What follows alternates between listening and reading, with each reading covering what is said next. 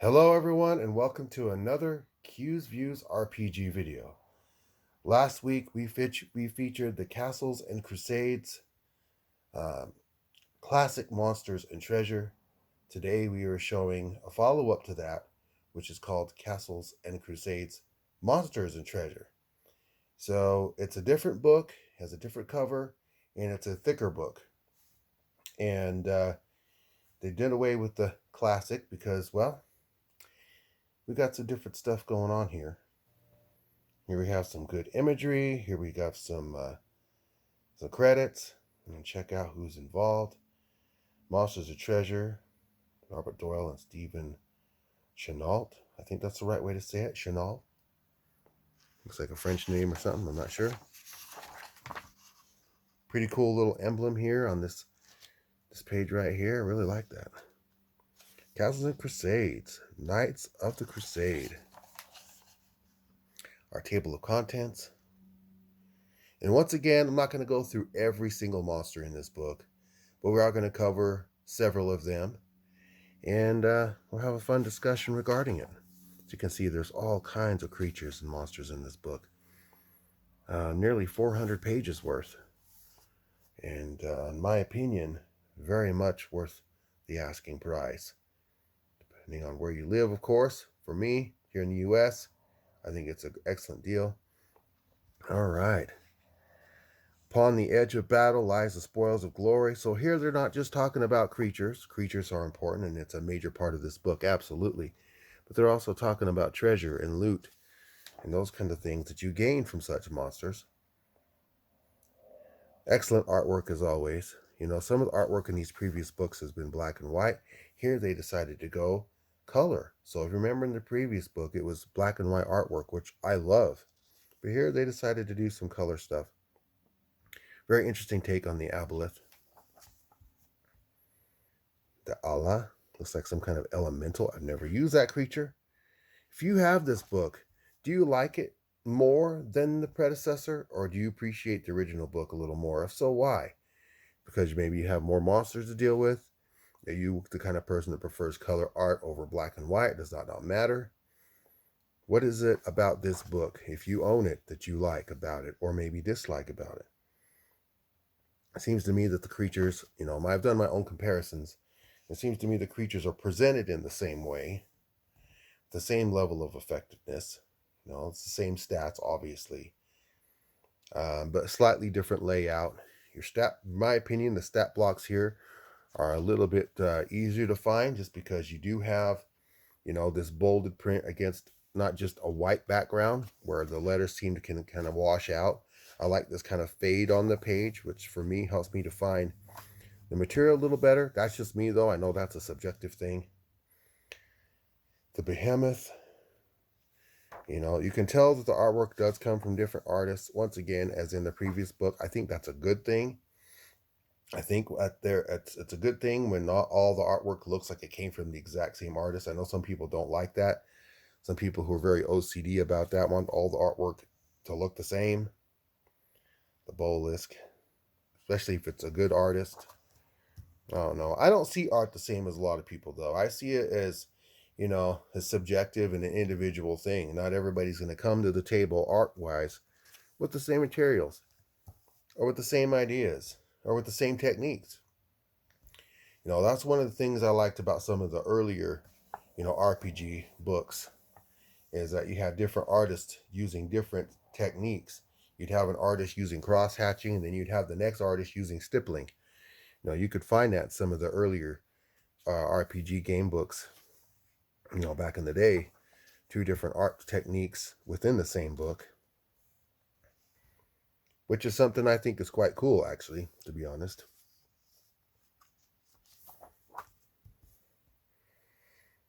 Yeah, I like these pictures. Crab giant, used those. Alligator, crocodiles, used those in campaigns before. Most of the creatures in this book I think I've used at one time or another. The Crismal, another classic creature. Cyclops. Don't get much more classic than the Cyclops, right? Cyclops, giants, zombies, skeletons, those kinds of things. for the, inception of role-playing game players, things like the Rust monster, kobolds, orcs, dragons. Of course, here we have our dragon section, which I think they did a fantastic job in this book. The gold dragon. I like how the gold dragons have always been kind of based off of the celestial oriental style dragons instead of like your you know your traditional type dragon build. Giant eagles. Kind of reminds me of the Rock, ROC. Another very classic creature from even the earliest of role-playing game days, game systems. Elephants are nothing to mess with. Ettercaps have been around forever. It's like this picture right here. I see how someone would take a look at this artwork right here and say, that's kind of hokey looking. It's kind of silly. Kind of looks like maybe a kid drew it. But in my opinion, it adds charm to the book. I think it helps, it represents what it needs to. But also, I think the whimsy of it is on purpose, maybe. There is a whimsicalness to it, but I think it's to illustrate maybe the playfulness of this type of creature, not necessarily, to downplay the imagery because of the artist or the artwork. But I think it fits, and I think it helps illustrate what this creature may or may not be like if you were to encounter it. Just so many cool creatures and monsters in this book. That's one thing I'm always impressed with. I'm not always impressed, but widely impressed with a lot of these art books or monster books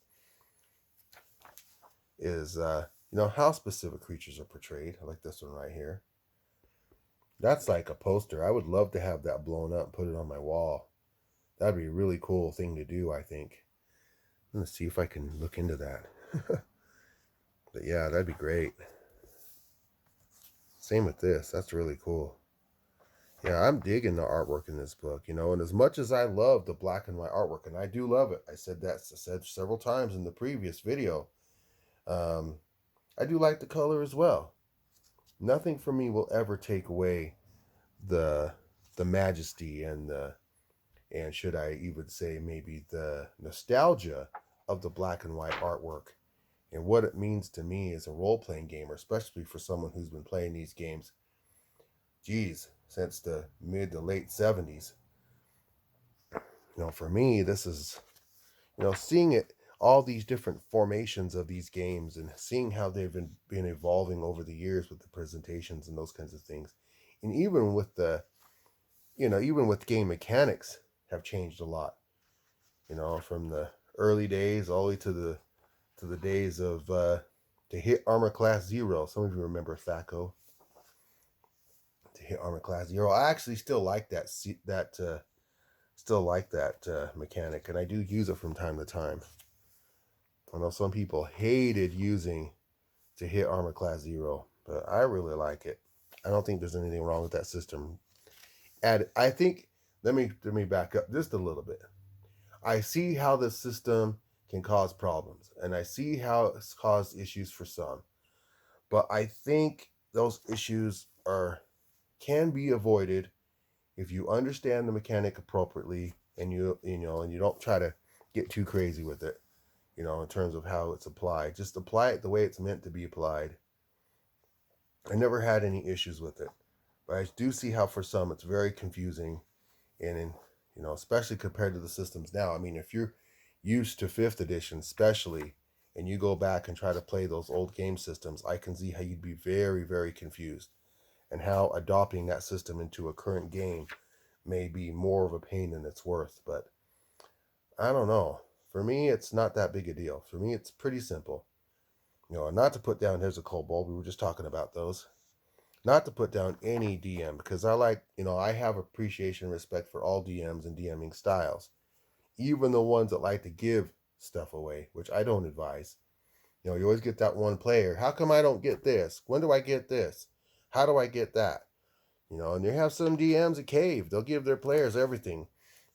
I remember I was playing with this guy that came into one of my campaigns. Like, well, I have this, my character has this death spiked flail. Okay, Death Spike Flail. It's a 9-headed mace or a nine-headed flail, like a cat of nine tails, right?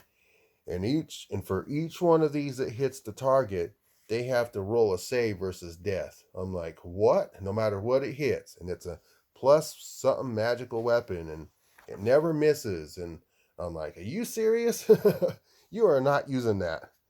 Why not? My last DM let me use it. My last GM let me use it. Well, I'm not them, and this is not that campaign. You do not get to use that weapon. Minotaur is another classic creature. So yeah, I mean, but there's some DMs and GMs that allow that stuff. I get it. They want to please the players. I don't know. For me, that's just taking it too far. For me, in most cases, even +1 weapons can take things too far, because then they become so reliant on having that bonus all the time that they don't know what to do without it. There's no survival aspect. It's like, oh, well, I got a +1 weapon to this. Okay, well, that's great. Kind of what I was talking about in the previous book when I was talking about, ethereal creatures versus corporeal, creatures, versus, those who have a physical mass versus those that don't, and how, your traditional weapons just aren't going to do anything. And I do see the need of a +1 weapon or some type of magical weapon for that. Absolutely, you have to have them if you're going to strike that kind of enemy. Purple Worm, another classic. And I really do like the representation of the Purple Worm in this book, by the way. The Remmer has another one. Ravens are vicious, man. You get enough of those together, they can really overwhelm a party, especially if they're not paying attention, which sometimes they don't. Oftentimes they don't, in my opinion. I know because I'm not just a DM GM, but I'm also a player, and I've been on the other side of that. Very cool picture right here. Love this of the Skeletal Warrior. This is another one I'd like to have blown up and put on the wall like a poster or something. Very cool picture. But yeah, it's crazy stuff that some DMs and GMs allow to happen in their campaigns. Needless to say, that guy was pretty mad at me. He ran it on and on. He played and he did okay. But yeah, the whole time he was like, fine, whatever, but this is BS. And I'm like, well, it might be BS, but this is how it rolls at my table. Kind of reminds me, I don't know if any of you remember, but way back in the days, I don't remember what issue it was, back in the Dragon magazine. It was in one of the earlier versions of Dragon magazine, and someone wrote a story on how they had a 429th level wizard, okay, that basically went and defeated all the gods within the Deities and Demigods book, and they made them all slaves in a salt mine under their palace. And so they were writing in to Dragon magazine to ask how much experience they would get for that, because they haven't tallied the experience. And they said because they own because they've conquered all the gods and they're now slaves, that means every character that's ever played D&D should also send in their characters so he could tally the experience for that. Yeah, there's some people, some audacity. So yeah, you had this wacko person writing in the Dragon magazine trying to tally up the experience of everybody's character that's ever played the game, just so that way, because they had defeated all the gods in their campaign. Here's all our treasure and loot tables, armor. Pretty cool. Armor bonuses, miscellaneous magic. Another really excellent piece of artwork, one I did not want to miss before closing this book. Yep. Very, very cool stuff. More treasure, loot, all kinds of good stuff. Tomb of Clear Thought, Tomb of Leadership and Influence, tombs, all these tombs, man. Rings, animal friendship, blinking, abjuration, conjuration. You have all your schools of magic. Pretty cool. Wands. Just great stuff. Kind of reminds me when I first opened up for the very first time the Dragonlance Adventures book and seeing the Bloodstone of Fist and Dauntless first illustrated in the role-playing world. That was very cool. Well, there you have it. Castles and crusades, monsters and treasure. Upon the edge of battle lie the spoils of glory. Beasts of legend and myth, monsters great and small. These are the adventurers fair, dragons, giant orcs, foul-minded fae, and the dreaded Hydra. The riddling sphinx, the naga, wyverns, griffins, monsters and treasure has it all. Has all this and so very much more. And I will allow you to read the rest of that on your own should you choose. Which version do you like the best? Do you like this one because maybe it's more comprehensive? You got your treasure tables and all that too? Or are you more of a fan of the old school presentation?